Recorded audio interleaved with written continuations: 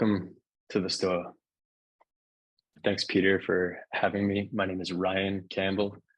I'm a researcher and at the University of Pittsburgh.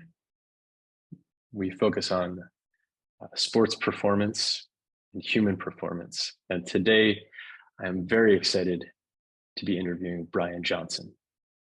Bryan Johnson is a philosopher and entrepreneur. He's an author of children's books and an N of one experiment, where he contemplates the future of humanity through personal alignment. Bryan uses zeroth principle thinking, a philosophy which seeks to uncover transformative elements of thought by navigating the unknown. He is a futurist, a founder, along with starting Braintree Venmo, OS Fund, and Kernel. Bryan is the world's first longevity athlete and designer of Blueprint, a protocol that seeks optimal health through biological self-alignment. Bryan, welcome to the Stoa. Thank you. It's great to see you. I've pored over your work and your content these past few months. In fact, Peter first introduced me to your work. He sent me a clip of your morning routine, and it was about 9 p.m. when he sent it, and it got me so excited that I couldn't fall asleep. I immediately started typing out questions that I wanted to ask. But for those uninitiated, unfamiliar with your work, could you give a brief outline of what Blueprint is and perhaps some of the philosophies behind it? Yeah, I'm curious from your vantage point, what does it look like? So from my vantage point, it's really not about health. It's not about wellness per se, but it's more a philosophical inquiry into how we can live better as humans and align ourselves in an intelligent way in an abundant and beautiful future with any emergent intelligence. It's a beautiful vision. I think it's more of a prayer to life. Yeah, I want to hug you. Yeah, lovely. Would you care to say a couple of things about what Blueprint is and how you'd like it to be perceived in the world? It's nearly inexplicably refreshing to hear your opening like that. I spend the majority of my time discussing cold exposure and heat exposure and NMN versus NR, or take your given topic, and those things are relevant, and it is the practical day-to-day thing. It is exactly what you said. It is not the objective of Blueprint.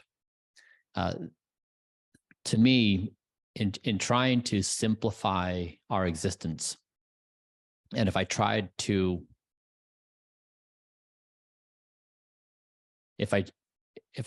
understand my reality in its most simplest terms, I would say that I'm grateful to be conscious. I'm grateful to exist. And I experience everything that I get to experience, from the elation of life into the depression and the failures. And as a species, I think we're fortunate to exist. If you look back from the creation of the universe through the unlikely happenstance of this planet, we're here. And there's this preciousness of our existence, which, if we could muster up the sobriety to see the preciousness that we exist, it might really alter the way we understand reality and work with each other. And it's when we get stuck in all this noise. And so Blueprint is basically an effort to try to say, boy, we're lucky that we exist. This is such a precious moment. Let's just ensure we can continue to exist. And so if humanity were to have a to-do list, I would say there's one thing on our to-do list is don't die. Don't die individually. Let's not kill each other. Let's not let AI kill us. Let's just continue to exist in this broad tapestry of existence, and so we can play all the games we want to play.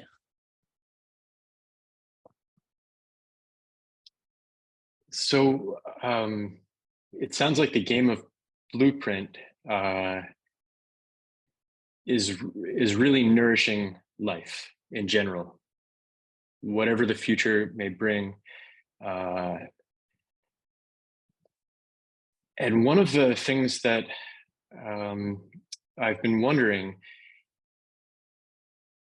is that it seems like it's a desire to upgrade human behavior and intelligence in a way that we might interact and integrate in an existentially viable progression. Mm-hmm. And so I'd like to get a clearer conception of how individual alignment leads to global alignment, and then subsequent AI or any other intelligent alignment that we might encounter. And after I sold Braintree Venmo, I was trying to identify the singular thing that I could do that would make a meaningful impact on the future of the human race. And I grappled with that for several years. That led me to start OS Fund, where I invested $100 million in companies trying to predictably engineer the physical reality, atoms, molecules, organisms. So synthetic biology, nanotech, computational therapeutics.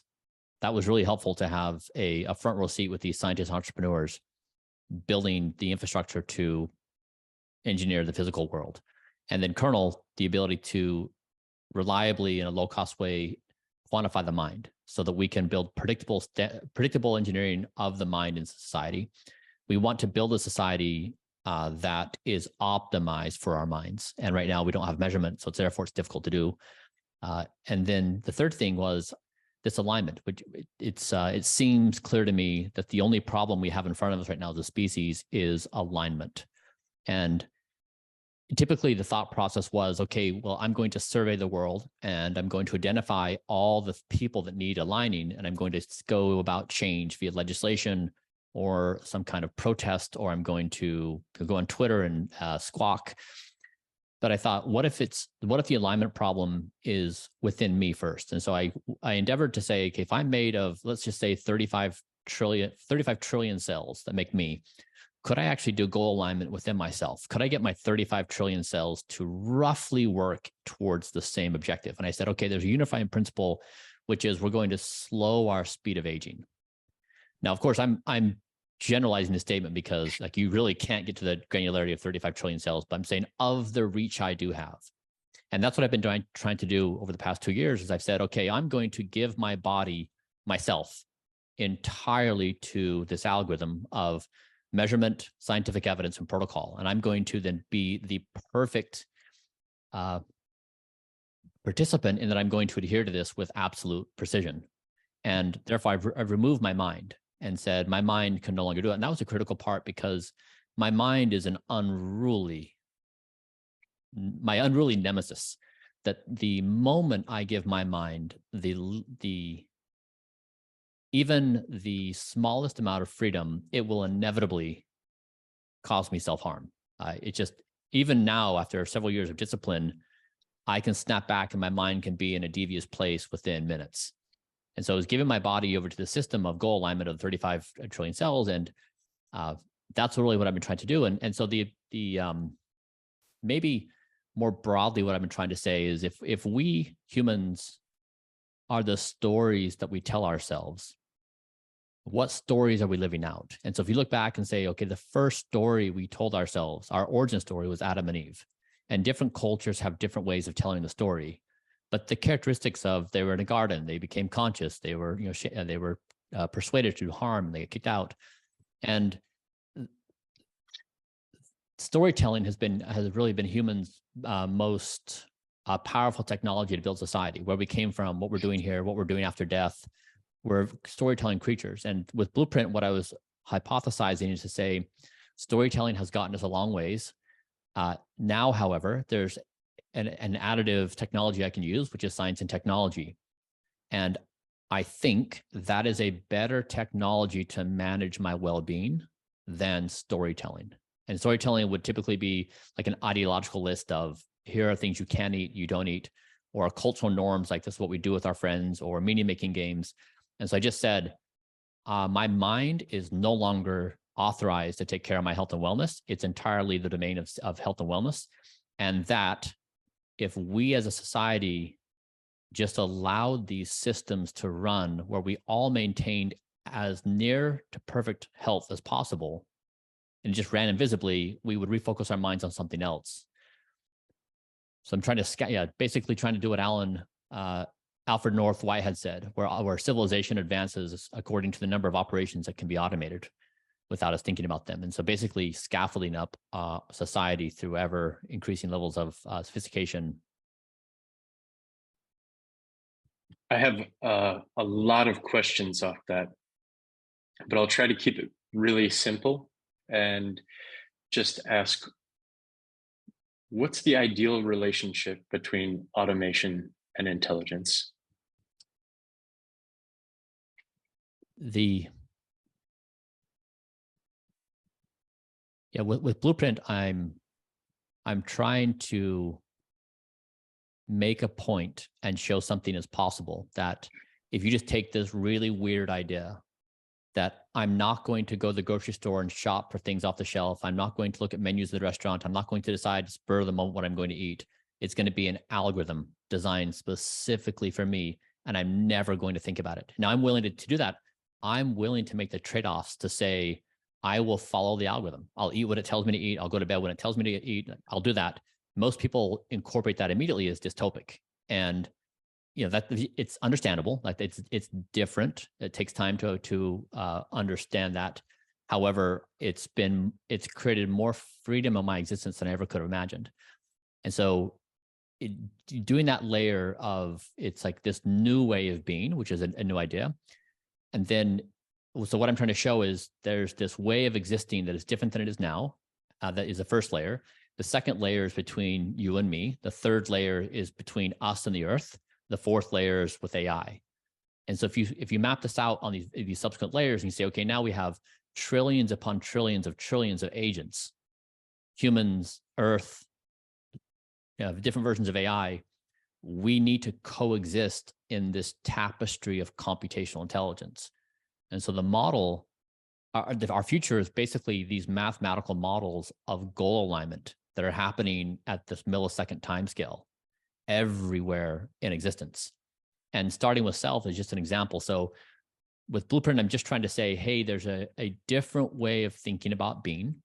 It's consistent with the times of our technology. It's in line with where we're going. It's consistent with the needs of the species. Now, in terms of all the ways this branches off in terms of what about, 10,000 questions after that of like this thing and that thing, I have no idea, right? Like those are the games we're going to solve together. It's just trying to prove this concept.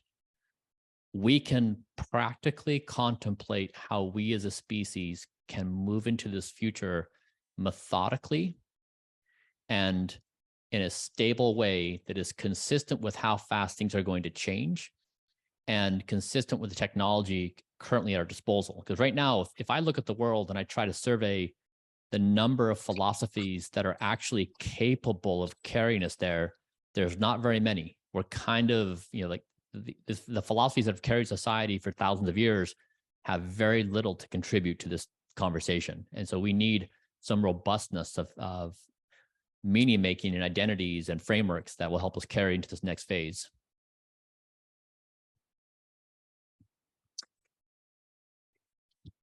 Yeah, I can relate to a lot of what you're saying. I worked as a nurse for many years, a hospice nurse, and I was very addicted to chocolate. And I worked night shift, and there was over the course of 2 nights, I ate a pound of milk chocolate, massive amount of chocolate, and it got to the point where I was really addicted, and I would find myself in the grocery store, walking down the aisles, debating with myself whether or not I was going to buy more chocolate. And there was one day when I just was in this confused state over purchasing chocolate. And I decided, you're only eating chocolate 2 days a year. Once is on your birthday, and the other is either Christmas or Thanksgiving. And the amount of stress that it took away from me was unbelievable. So I can't, and I was able to allot more thinking to other things because I wasn't so concerned about when am I going to get my next chocolate hit. Yeah. Yeah. So I could see how something like Blueprint Yeah. could do that on many levels. So yeah, that being said, how has going through the process of Blueprint changed the way that your thoughts transpire, changed your thinking? Yeah. Another way is what is the wisdom of Blueprint? Yeah, I'll give you a few levels of answers. So as an entry point for someone completely unaware of this, the entry point would be you can look and feel your best by incorporating the following daily practices, and it's a few good things and it's stopping some of the bad things. You could go to the next layer and say, okay, person, you're roughly familiar with this world. You can try to automate a few of these things with science and technology, and it's going to improve your system. The next layer, the person's already there and they're like, all right, I'm really wanting to go to the next level. It'd be like, okay, you can actually put your mind aside and let these systems manage your entire well-being. Now, to do that, it's a jump because you have to trust the algorithm and data. It's kind of this, you have to be comfortable with the situation. And then the final layer, which is, I think, it's harder for people to understand, is to follow in what Nietzsche, where he said God is dead, and like all the different meanings of that. You could say in this moment, what is happening, the mind is dead.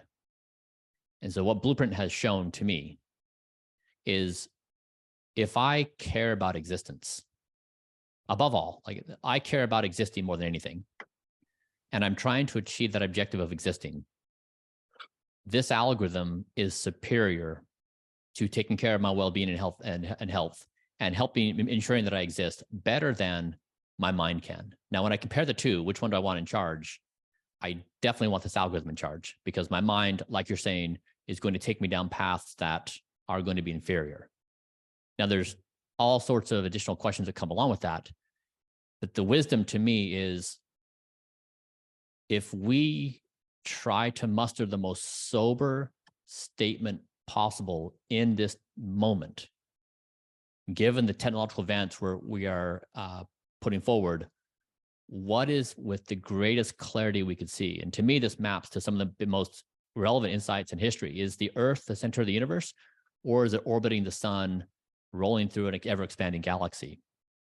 Were we created by an omnipotent being, or is there this evolutionary system at play? It's on that scale of reorienting our reality from one understanding to the next day of something entirely different and potentially inverse. So to me, that's the wisdom of this thing. And so if we as a species can say, is this possibly the case? And is this our next step into our evolutionary potential? And is this how we thrive as a species? That to me is the nut of it.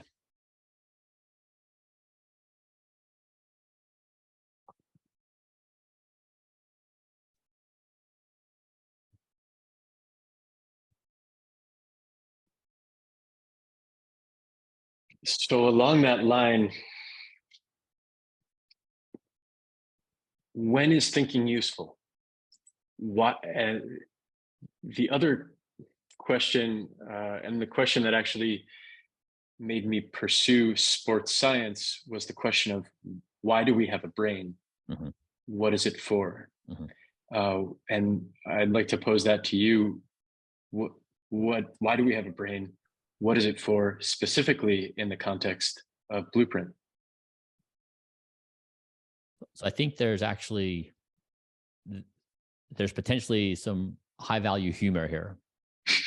So let's just say, let's imagine that we don't have free will, that we are observing self after the fact, after the decision's been made, we think we have free will, but really we're just observers of the system. Now, if I have a system that is automatically taking care of my health and wellness, will anything even change? Like, will I actually see a change in my free will? Like, I'm just going to adapt to that new system and imagine I have free will at different levels. And so we think that it's somehow taken away, but maybe it won't. Maybe that's the irony of this whole thing, is that so long as we humans get to play in what we perceive to be a free will space, it doesn't matter. You know, if this underlying system is automating our perfect health and wellness. And so I don't know if that's the case or not, but I think it could be funny if it is, that we thought it was this big jump, and it's actually like, actually, no, it's all pretty cool. Like, I feel great right now, and I don't feel like anything's been taken away from me at all. I feel just as free as wonderful and wonderful as I've ever had in my entire life. So imagining that is in fact the case, I love it. It's really fun. What is the play space that Blueprint allows for? The mental play space. Yeah. If algorithms are taking care of you, what's the mental play space that? Yeah. Imagine we're hanging out with Homo erectus a million years ago, and Homo erectus has their axe in their hand. They haven't innovated on the axe for a million years. And we say, all right, Homo erectus, let's do a thought experiment here together. Why don't you imagine what you can evolve to become, what you can do with your mind in a million years from now? It's very hard for Homo erectus to reach out and contemplate our modern economy, or our modern world with quantum mechanics and understanding the stock market and money and, you know, all these abstract layers of nuance and you know, like understanding things at the atomic level. So it's really a leap of faith that to say my strong preference is to step into this evolutionary future, not knowing what's coming. And this is why I like zeroth principle thinking, is we can't deduce the future with first principle thinking. We can't say, if we say yes to this future, we get the following things. We just say yes to the future for the journey. So all we can say is, let's go explore. We're not sure what we're going to find. And so it's an explorer mentality, which is, it's a lower percent of the population that are naturally inclined to say yes to that kind of bargain, versus those who want to say, I want a very clear definition of what do I get if I do this bargain. Mm-hmm. I know that Shackleton is one of your heroes. And I think a lot of people would describe what you're doing as biohacking, and I don't really see it as such. Sure, there's a biological component, but I almost think, do you remember that movie Inner Space with Dennis Quaid? I don't think I've seen it. He becomes a miniature person, and he goes inside the body of another person, and he explores the internal structure of a human body. Yeah. And so one of the phrases that I use to describe you is bionaut, almost like an astronaut, but a bionaut. Yeah. But that's aside. So we're going to move to Q&A here very shortly. So if you have any questions, please begin to drop them in the chat. And the final question, the final question that I have for you is, I'm halfway through the Proto Project, which is a book that Bryan wrote I believe for your children. Yeah. Happy Father's Day, by the way. Thank you. And it's fun to read because I hear you talking about cupcakes and all sorts of things that maybe you wouldn't dream of engaging in now in the book. So, and this book, it seems to be about AI alignment. Mm-hmm. And how we can do that in a good way. Mm-hmm.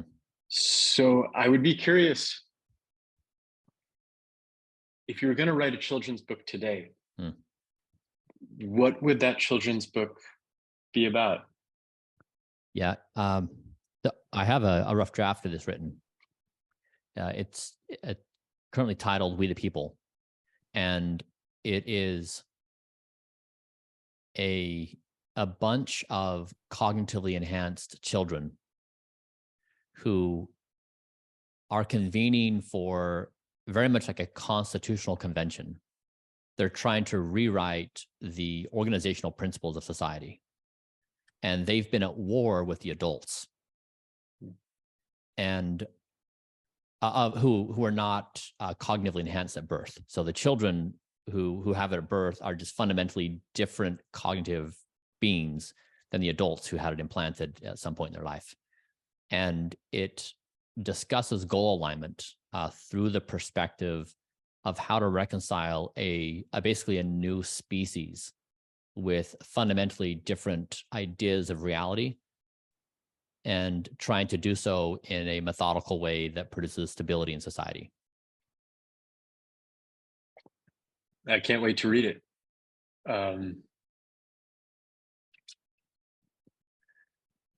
Yeah, just this. I guess this is more of an intimation, but I've heard you mention before that childhood is a time period where we're really happy, and one of the sweetest times. It almost seems that choice makes us unhappy, and that childhood is one of those time periods where, because of your parents, whatever structure you're in, there is a lot of structure and a relative absence of decision-making choice to being an adult. And it seems like you've almost occupied a childlike space now, where a lot of decisions have been taken away from you, but you are in fact your own parent. And so you're kind of taking care of yourself. And I'm going to ask one more question, which you often refer to the Rascal and the Rascal Bryan. And I love that you call it a rascal, or him a rascal, or whoever a rascal, because when I looked up the definition of rascal, it's one that is playfully mischievous. And so there's a little bit of a sweetness towards that character. It's not entirely, there's not it doesn't have a self-harming attitude to the rascal, even though you want to minimize the rascal. And you often talk about firing the rascal, but I wonder if you could speak a little deeper on what that process looked like. Because I know for myself, when I'm trying to make behavior change, it's not as simple as stop doing that. I want you to go away. It's a real process.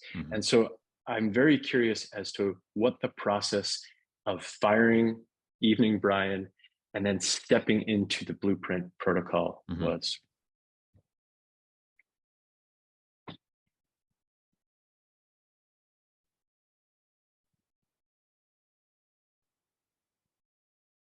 My mind has been my greatest foe in existence. And two things in particular. One is when I was battling depression for a decade, and it took me to, the intense desire to want to commit suicide at near every moment. And of course, depression is complicated. It's like, we don't really understand it yet. We don't know, like, it's such a complicated thing. I just know that I had those emotions, and that I was pillaged and plundered by my own self. And then second is when I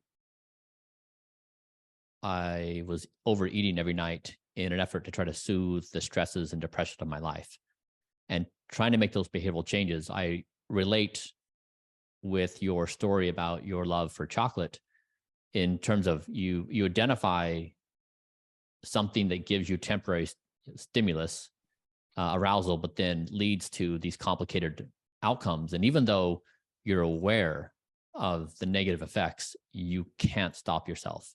And so I saw in so many areas of my life, I was powerless in the face of my own self.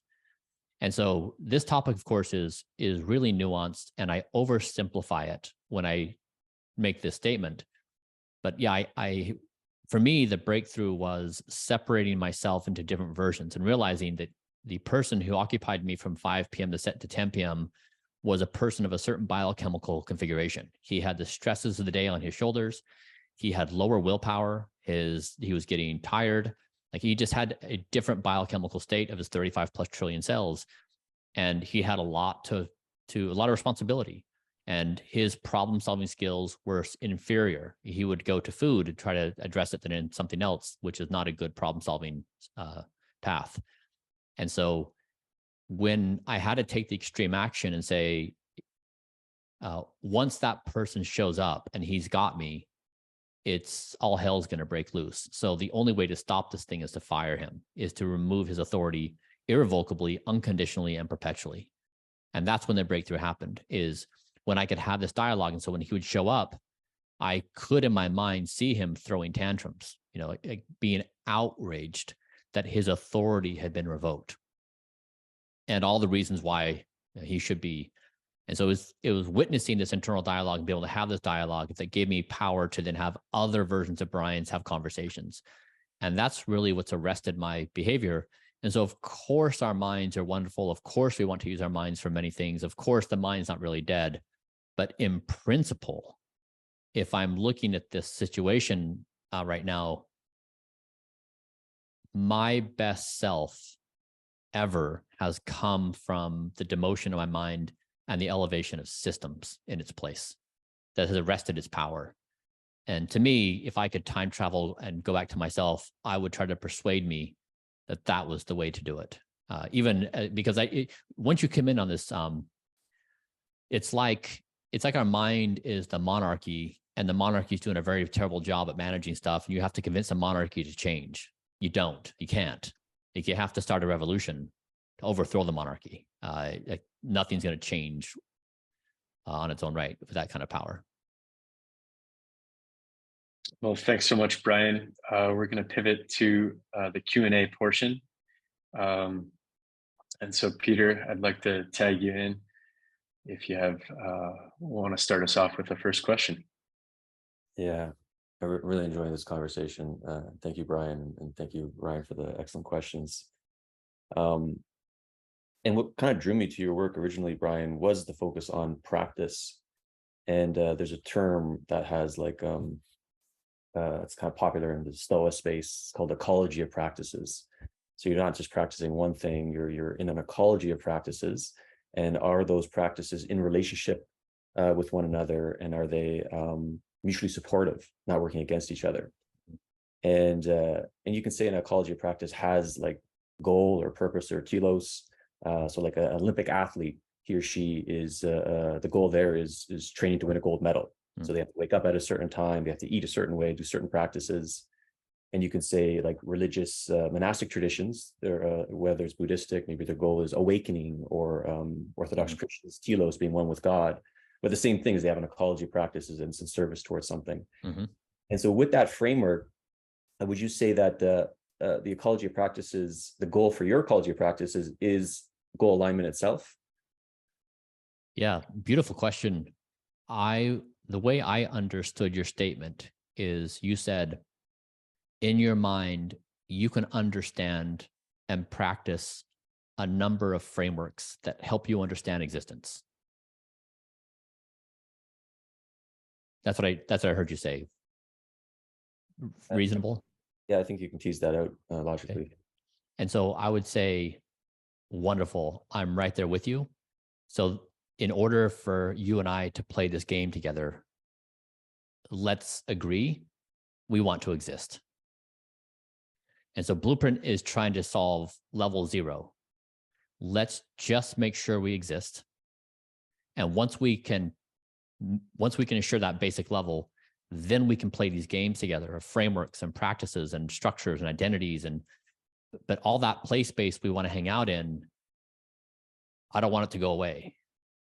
And so I don't want to die individually. I don't want people to kill each other. I don't want us to be wiped out by planetary instability. I don't want us to be wiped out by AI.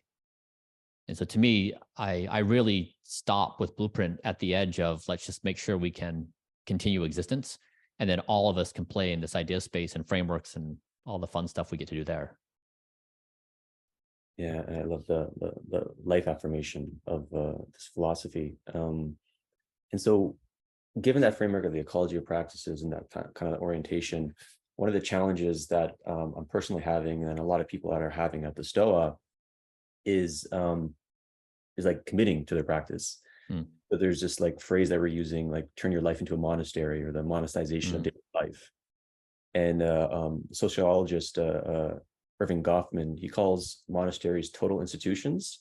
So there's something that really just cuts you off from regular everyday life. In barracks and military barracks or Catholic training or a monastery, a total institution. And I have a lot of friends who are in and out of monasteries. And what's great about a total institution is that everything's taken care of for them. You know, their ecology of practices is designed for them. Even basic things like the practice of a schedule is taken care of for them. But the challenge is when they pop out of the institution and they're just back into everyday life, they just collapse. Their ecology is gone. It's really hard to keep the practices. Not all of everybody, obviously, but a good majority. That's my experience. And so it's like, this is kind of like the challenge of being in integrity and being loyal to your ecology of practices in the world. So my question to you is, how does this scale, in your opinion, this ecology of practices that you're advocating for?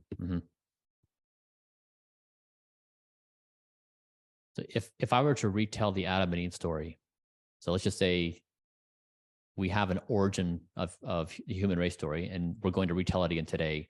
The way I would imagine it happening today is Adam and Eve are in the garden, and their health and wellness is perfectly attended to with the environment. So every fruit they eat off the tree is somehow perfectly designed for their body. The water they drink, perfectly designed for their body. They get all the nutrients they need from the environment. It's just magic. You know, with our eyes, from this vantage point, we can't see how it happens, but it's somehow perfect health just permeates the environment. Now, to do that imagination exercise, we need to think like this is a futuristic vision, but it contrasts right now that if one wants to try to maintain ideal health, you look at my protocol on a daily basis, like, man, it's hard. Like all the things I have to do and the structure I have to create, it's really hard. And it's entirely impractical to expect society to do this. And so what Blueprint is trying to show is if the infrastructure can be built for me and automated for me, it's a V1 for society. But the ask here is not to ask everybody in society to have immaculate discipline. It's not to ask everyone to do all these protocols. It's to make it so invisible, it just happens by default. And we all forget we ever had to do it in the first place. And we're freed up to do all these other fun things with our mind. I mean, you contrast that right now with like, what are we doing now? On my way to work, I have to drive by 20 fast food restaurants, 20 businesses selling sugary drinks. Like we have created an addiction society, and we wonder why we're not doing very well. It's just a really unfair and silly way to build society to put humans in this situation. Yeah, it's really cool. My final share is, the Stoa gets its name from Stoicism, and it's a philosophy that I'm drawn to. And something about Stoicism is about practical philosophy is practice. And one of my favorite quotes from Epictetus is, "Don't explain your philosophy, embody it." That's what it feels like you're doing. You're embodying, you're explaining, but you're also embodying your philosophy as a way, like almost a trailblazer. That this is how things could be. Yeah, and it's such a treat to be with you guys today. I mean, again, I spend the majority of my time trying to close the gap with where people are at today and where I'm at. There's so many jumps, and in each jump, there's a dozen ways that this can be misunderstood. And so the number of people that understand what this is really about and what the objective is minuscule. Most people. So it's such a breath of fresh air to talk to you guys. And I can see how we would get along so well that we just build I'm layer 0. Let's just make sure we can play these fun games. You guys are building all these scaffoldings of understanding of frameworks. So I love it. It's beautiful. Yeah, if I had a feeling you would vibe with the with us here at the Stoa. So we're going to field a few questions, and we'll slowly close in about 15 minutes. Tiffany, you had a question for Bryan. If you can pop off mute. Oh, hi there. Yeah, so my question, I think Lori was echoing it earlier. She said, there's a whole host of evidence connecting health to human connection. So how does that work with something so quantitative, with an algorithm? Mm-hmm. And then how do you really ensure that your goals don't get hijacked, I guess? Mm-hmm.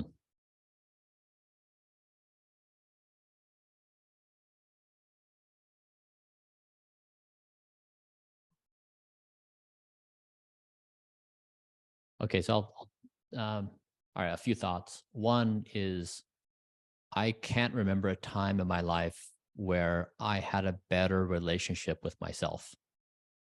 Previously, I was at war. Evening Bryan and morning Bryan and in the mirror Bryan and best self Bryan, they were at war trying to achieve their objectives, and it created an extremely unpleasant existence. And number two is, I'd say I've never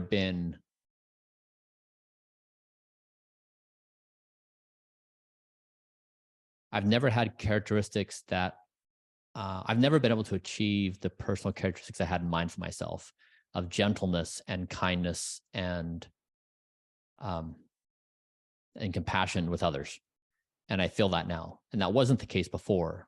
I was grumpy and snippy, and it was kind of like it was a result of me not having good sleep, of not taking care of my health and wellness, all the above, being depressed. And then three is, I suppose I just understand existence differently now than being stuck in the grind, where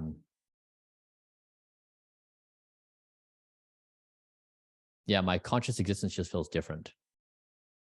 And so I'd say subjectively, I've never had a more exquisite conscious experience in my entire life, starting with self all the way up through my personal relationships. Do you think if this is something that scales, that there's room for flexibility? If you're doing things to the T for yourself, as an example, do you think that there's room for different variations of implementing something like that? Entirely. Yeah. Humans are remarkable in that once one person shows a given thing is possible, once flight is demonstrated to be possible, or a 4-minute mile, there's a very large number of humans that can replicate that and then take it further. And so I'm trying to show just the absolute basic premise, but the expectation is this would flourish into thousands of varieties. And I'm only trying to suggest a step that if we accept these automated systems, we're all going to be better off. But in no way, shape, or form do I expect this version to last more than being a V1. People are going to build substantially better versions that take into account your considerations and your thoughts that I otherwise would miss. I mean, right now, trying to master the health and wellness is just absolutely 100% of our efforts. It's so much, and we just don't have the capacity to extend out much further right now. Any follow-up question, Tiffany? I don't know if I have a follow-up question, but just something to note. I wonder how something like this could relate it to soil health. I think it could be an interesting avenue. You said cellular health? Soil health. Oh, soil health, yeah. Soil. Yeah, I mean, Blueprint is just as applicable to planet Earth. So the Earth is the body. We measure Earth with millions of measurements every second. We look at scientific evidence and see what an appropriate biosphere should look like: acidity in the oceans, coral reefs, animal populations, and then we live according to spec. But the Earth should be on Blueprint. And we humans should be playing in that closed loop algorithm. I mean, it's an absolute identical relationship that we humans are near helplessly powerless to prevent our own self-aided destruction. And we're seeing that play out on the scale of the earth. So it is absolute a mirror. And so again, what I'm trying to show is these automated systems are superior to maintaining the only objective we can all agree on is let's exist. Yeah, it's just too big. But you know, if I think what's going in our favor is artificial intelligence. In any other circumstance, I would say, yeah, like making a philosophical jump like this is a big one. But in the context of artificial intelligence and how fast it's moving and what we intuitively know about the changes it's going to bring about in society, we as a society may be more open-minded to large-scale change than we otherwise would. And so I don't put it past the realm of possibility that we could endeavor something like this in a matter, robustly in a matter of years, individually and on planet Earth, because it will be part of our survival. And so I do think this is possible, and it could happen very, very fast. Thanks, Tiffany. We'll sneak in one more question. Nathan, you had a few questions. Yeah, I had a few. I'll pick this one. I'm interested to know your relationship with food and how it's changed. It seems like no matter where we go, even if we're working from home, which seems to be the norm lately, we're sort of bombarded by, what we see visually and how that stimulates what we actually think we want or think we need. I'm just interested to know how that's changed visually, cognitively, and then, in your body as well. Previously, I could eat whatever I wanted, whenever I wanted. And most people assume that given those conditions, that's maximum happiness. So I could choose in a given moment to have a salad because I want to be healthy. I could also choose to indulge and have a donut, some of the time. And that is what most people look at and say, that is the existence I want, unlimited, unfettered choice. And now, I would say, so in that circumstance, I had some perception of the level of joy, and I would say, okay, this is fun. I get to play in this sensory experience. And now I experience joy from food that is orders of magnitude more exquisite than what I had before.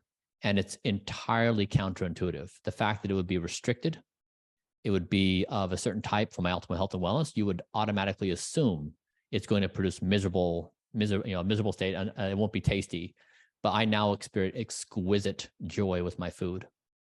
And so again, it goes back to this thing that we humans, when we look at something that is different than what we're accustomed to, we can't control it.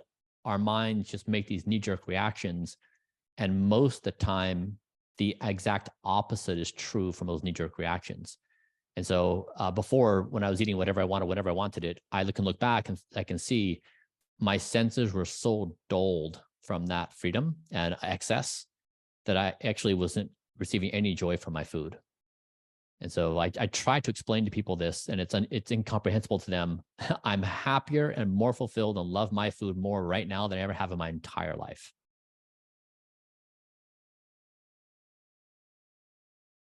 Yeah, I think that sort of makes sense. I mean, even from just the perspective of offloading that decision making to that algorithm you're implementing. Yeah. And it goes to this point of, if we're trying to size up the future, and the future has characteristics that it's going to change quickly, that we're going to have to make changes, that we're going to have to deal with things that we may be addicted to, to me, it raises this legitimate question: is the human mind the right technology to walk us into the future? And when I observe myself, I say no. I would much rather have a system walking me into the future than my mind, because my mind leads me astray almost always in its intuitions, in its first thoughts. Now, not to say it can't get there in time with careful contemplation and working through the problems, like sure. But generally speaking, if I'm saying what technology do I trust more, a system to take me to the future or my raw native intellect, like hands down, I'd take the system algorithmic walking into the future. I think we've proved that what you're saying is that the system is probably better to rely on than our own innate ability. Thanks. Thank you. All right, Ryan, would you like to bring us home with a final share question before I close down? Yeah, that'd be great. Thanks, Peter. Bryan, this has been really beautiful. So nice to be able to spend some time and space with you and all of the thinking that you're doing and all of the practicing that you're doing. Really appreciate the conversation we've all had today. And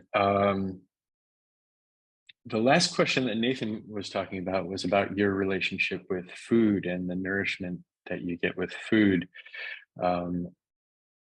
I wonder if it seems like we live in the age of algorithms right now. And some of those algorithms control our thoughts, whether that's the content we're consuming or, yeah. And so I'm curious how you think about your information ecology and what you allow to nourish you in terms of information and in terms of content, because there's a lot out there right now. It's easy to get confused.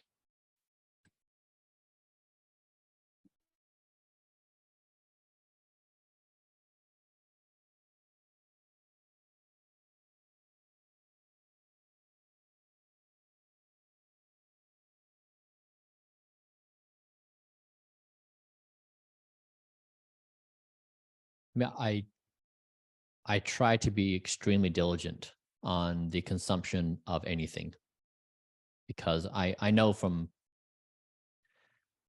my own research how deeply I'm influenced, as you were mentioning, I am on these forces, some of which are visible and many which are invisible. And I always presume if I walk into an information space that I'm picking up a load that I'm going to be carrying forward, and I'm going to have no idea what I'm carrying forward. And so I suppose what I'm just trying to think through my practices. I think what I try to do is I love information as a raw feed. And I love trying to detach myself from my mind to observe what my mind is generating without me being attached to it. So what observations is it making? What motivations is it suggesting I have? What so I try to separate my mind's generation from what I'm being in life. And I suppose it's probably helped me out with the algorithm as well, where I know where there's one part of my life that's stable and not influenced by these information patterns. I'm trying to think through backwards because I don't really have a specific strategy other than I know how influenced I am by modern society.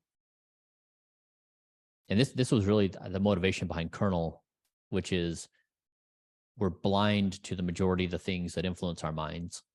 And I really want measurement of it. And if we have measurement of it, then society can rebuild a standard around that. I mean, I will say that like the thing, since Blueprints gained some notoriety, one of my favorite things is to read reactions to Blueprint. It really gives me allows me to have fingers on the pulse, like real. And in people making comments on all the various platforms, it's raw. Like you're getting a raw subconscious feed from people's brains.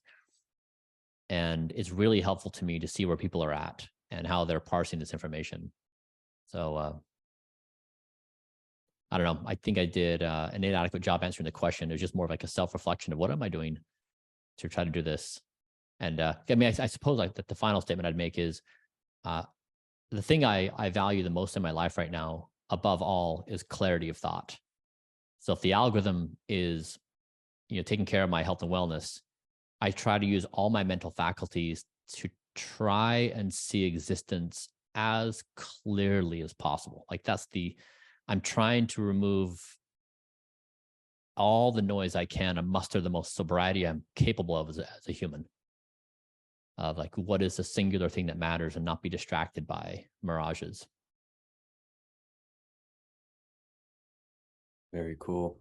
So we'll gently close here. And one of the reasons why I wanted to invite you to the Stoa, Bryan, and make this connection is to let you know that you have an ally here. We're trying to sort of solve the ecology of practice problem, like outside a monastery and outside of the resources that you have.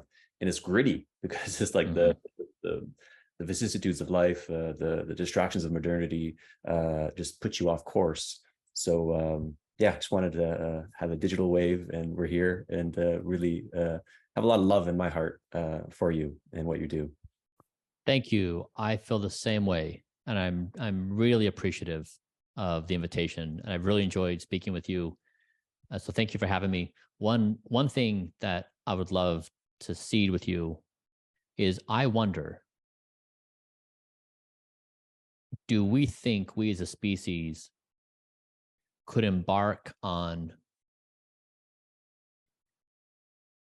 a species level human alignment endeavor and try to achieve unprecedented, near unimaginable levels of cooperation and harmony in a matter of 3 years? Now, what does that mean? I don't know. But it means for me individually, if I were to just say, I'm going to take me as a human, I'm going to reclassify any behavior I have that accelerates my speed of aging. And I'm going to reclassify and label it as violence. We've said in society, violence is not good. Or rather, we've made an approved list of things that are approved violence. Like in war, you can do certain things, but the rule of law has said, like, these things are out of bounds, these things are in bounds. I took violence of self-destructive behaviors. I tried to get myself to zero violence. And I think it's an interesting frame of taking something that we just consider to be commonplace, eating whatever we want, whenever we want, a normal life, YOLO, this is the way of life, like all these things we do to fill the noise of justifying our behavior. But is it within the cards that we as a species would dare imagine ourselves on an epic 3-year human alignment endeavor that reframes the way we exist? The first thing that comes to mind is this phrase that I like, is that consensus beats truth, but beauty beats consensus. And I think if someone can model a very beautiful life via an ecology of practices, and then there's like a tribe that forms and they're modeling it, and they're just so beautiful that they cannot be ignored, and that's just going to catch on. It can't be ignored. So my intuition is yes, something ambitious like that can happen. Well, Bryan, thank you so much for coming to the Stoa today, and everyone, have a blessed and beautiful day ahead. Thank you, everyone. Take care, Bryan.